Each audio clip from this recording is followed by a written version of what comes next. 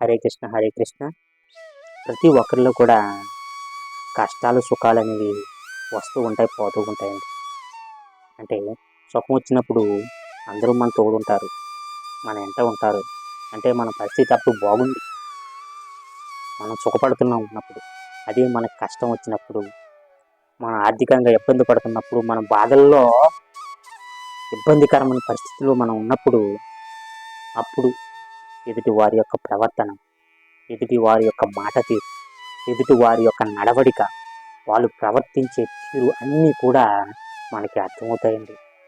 మనం ఆర్థికంగా ఇబ్బంది పడుతున్నాం, మన పరిస్థితి బాగోలేనప్పుడు ఎదుటివారి సహాయాన్ని మనం అర్థించినప్పుడు వాళ్ళ మాట తీరు, వాళ్ళ యొక్క ప్రవర్తన అన్నీ కూడా మనకు స్పష్టంగా అర్థమవుతుందండి. అప్పుడు తెలుస్తుందండి మంచి వాళ్ళు ఎవరు, చెడ్డ వాళ్ళు ఎవరు, డబ్బుకి ఆశ, డబ్బే ప్రాణంగా చూసే వాళ్ళు ఎవరు, అందరూ కూడా తెలుస్తారండి మనకు అప్పుడు.